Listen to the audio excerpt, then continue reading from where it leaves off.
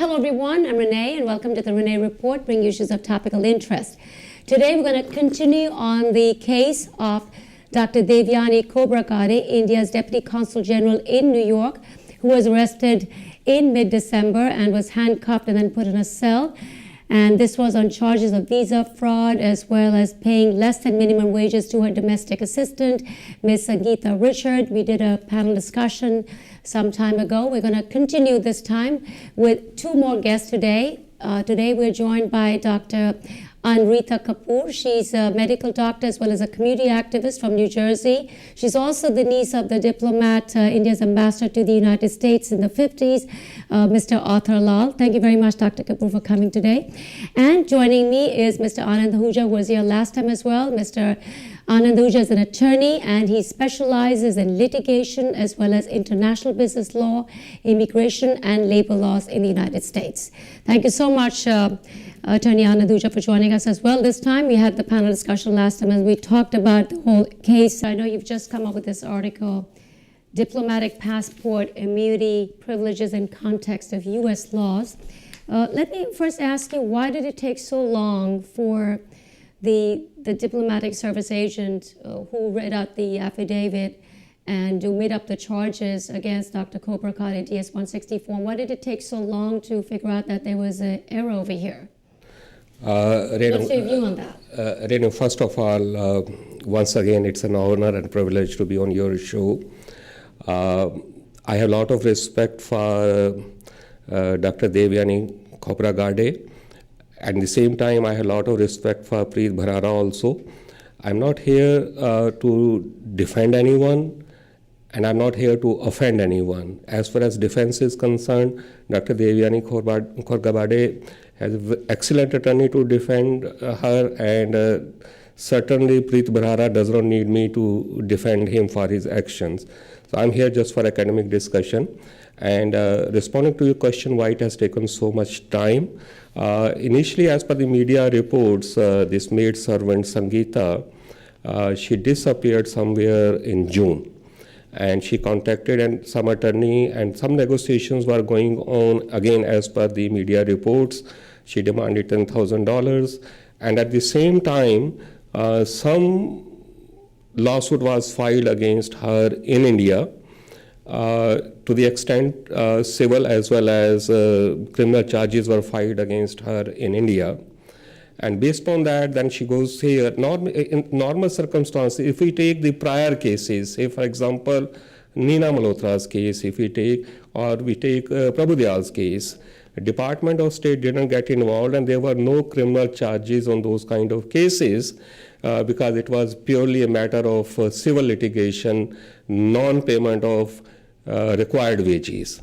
However, if you recall, and I was on your show at that time also, Prabhu Dayal's case time also, and I had strongly objected at that time also that somebody writing a letter to Department of State for deportation of Prabhu Dayal's then domestic help, Santosh Bhardwaj. So there is an old saying, we say, let the sleeping dog lie. However, when you provoke Department of State by writing those kind of letters, you are leaving no option with the Department of State but to investigate it. And exactly that's what happened in this particular case. Again, as per the media reports, a letter was written to Department of State so that the A3 visa of Sangeeta should be cancelled and she should be deported. So when Department of State investigated, investigations take time. One has to keep in mind it's not Preet Bharara's department that takes the initiative in these kind of matters. It was the Department of State. When they investigated, somewhere in September, they contacted Indian Embassy with their report. And normally what happens in these kind of circumstances, Department of State requests the sender country either to recall the diplomat back so that both these countries, they are not put into an embarrassing situation. Again, based upon hearsay, what I have come to know, that she was misguided, Dr. Devyani Khobragade was misguided by whom I don't know, that she enjoys absolute diplomatic immunity, and there's no need for her to go back. If these things are correct, then Department of State had no option but to take the help of District Attorney's Office and arrest her. So if you see the totality of circumstances, the period involved in investigations, and ultimately arrest took place, it takes time. It's not that easy for the government of a foreign country to arrest a diplomat as compared to if the arrest is made of an ordinary person. So that's the reason, one of the reasons that it took so much time. Mr. Ahuja, I want to know at this point, does she have diplomatic immunity now that she's been shifted to the United Nations mission, which I also asked Mr. Urshak, which she does at this point, but can she be prosecuted later on when her tenure is over? First of all, diplomatic immunity is something which basically is not in black and white. It's a very gray area. Diplomatic immunity, first of all, is only a limited immunity to the extent of your discharging of official duties. It's not available to anybody beyond one's official duties. And certainly this particular action, the litigation, is not within the parameters of official duties. So I'm not quite sure, even with her transfer to United Nations, to what extent she's protected with that diplomatic immunity. That's one question. Secondly, this particular action took place before she was granted diplomatic immunity. I am again not sure whether this diplomatic immunity between these two countries, there is any understanding that diplomatic immunity granted to her is retroactively. Right. If that is so, then probably, yes, she is protected. Probably, again, I'm not sure. As I said that diplomatic immunity does not protect you from your activities which are beyond, which is outside the scope of your official duties. The second question is, with the pending lawsuit, whether she will be enjoying that diplomatic immunity. I doubt it very much. The only recourse which I can foresee is, and again based on the some prior cases I can say, and I can give you the example also that Third Secretary Anil Verma in United Kingdom, representing Government of India, was recalled by Government of India when Scotland Yard was to arrest him based on that was a case of domestic abuse. That was domestic, but it was a criminal offense. He committed. Now, would you say Dr. Khobragade's case is of a criminal case, or is it a civil suit according to the lawyer? No, it's a criminal offense. She has been charged by the federal prosecutors on a visa fraud. So you have to keep in mind, this case is different than Prabhu Dayal's case or Neena Malhotra's case, or in routine wage theft or non-payment of proper wages. They said that she actually wrote $4,500 was her base salary and $1,600 was her domestic assistance salary. Yeah, unfortunately, what has happened in this particular case, that Government of India as well as media, they have been very successful in creating misunderstandings. First of all, they started with that she enjoys absolute diplomatic immunity. That proved wrong. Common sense says that if she was enjoying absolute diplomatic immunity, then why the hell there was a need of her transfer to United Nations? So you are contradicting with your actions your own statements. Now you are saying that there was only one contract. To begin with, if you go back about a week or 10 days back, the statements were that the maid servant in this particular case, Sangeeta Richards, was being paid $3.31 an hour. So she was not being paid the actual amount which was reflected in the contract, that is $9.75, and the contract that was submitted by Dr. Devyani Khobragade to the United States Department of State for getting Sangeeta Richards' A3 visa.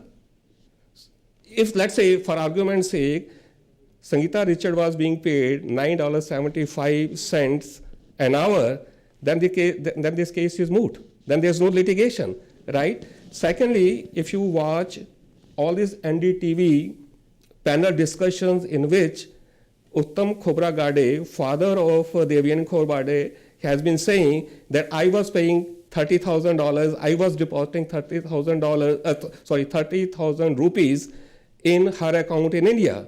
It's a simple math. 30,000 rupees, if you convert into how many dollars it comes in a month. That was some part of the allowance, that was salary that was given over here to the domestic assistant. Part of that was then, there was a wire transfer, according to the father. So then the question is why media has been talking about $3.31.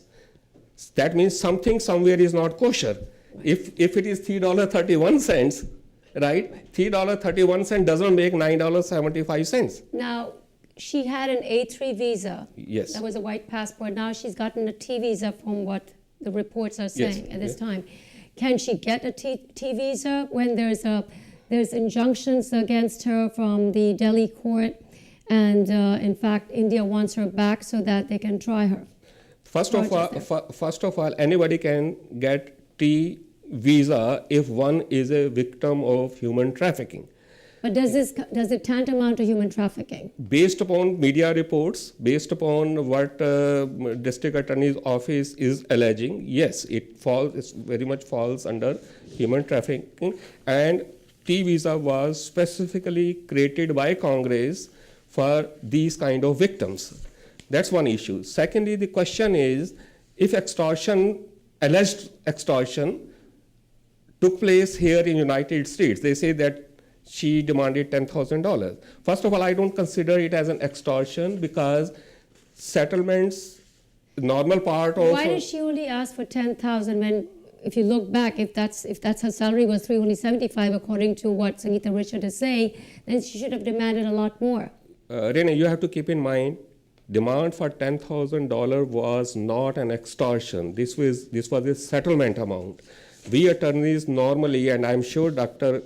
Devyani Khobragade's attorney is aware of this particular fact, that settlements, these kind of litigation, or for that matter, any litigation, settlements are the normal procedures. So we attorneys make call to other attorneys, or we make call to the other party, and we say, look here, we'd like to resolve this matter out of the court. This is what my client is asking for. So can we settle it? Right. So $10,000 was a settlement amount. That was not an extortion amount. Unfortunately, a criminal case was filed against Sangeeta Richards in India for extortion, so that moment she lands there in India, she was to be arrested. She cannot stay in United States because her A3 visa was to be cancelled on the basis of request of government of India. So where she was to go? She cannot live in the United States. She cannot go back to India. So where she is to go? Now, what do you see, how this case can be resolved at this point of time? Do you think case is going to be dropped somewhere, or the charges are going to be dropped? How do you see this case moving forward? First of all, charges will not be dropped. There are always backdoor diplomacy. See, I personally believe the test of diplomacy is only in bad days, hard days, not in good days. That's not your test. Unfortunately, I'm sorry to say, I'm from India. I'm sorry to say, India at this particular moment did not exhibit its diplomatic skills. What they could have done, like in Stars Khan's case, everybody knows that Stars Khan was a strong contender for presidential election in France.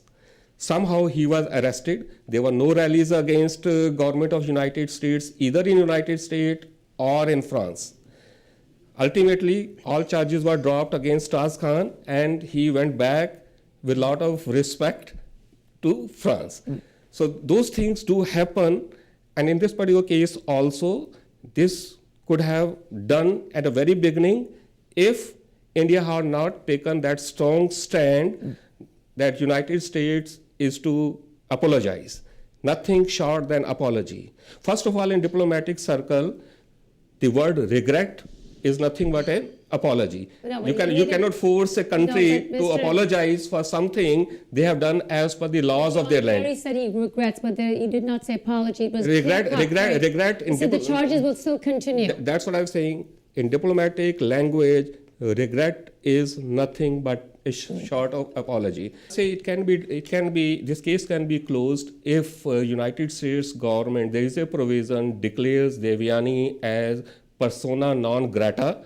Under those kind of circumstances, there will be no option for the government of India but to recall her back to India, and then in her absence this case will move forward and it will be litigated in absentia. And I do not know whether even if she is declared guilty, whether she will be extradited or not. So I don't think United States government will follow to the extent of her extradition to United States. To that extent, I don't think they will go to that level. Thank you very much, Attorney Anand Ahuja and Dr. Kapoor. And earlier we had the interview of Daniel Orshak, the lawyer representing Dr. Devyani Khobragade in this case. And Renee will keep you updated. And Renee, thank you so much for watching the Renee Report.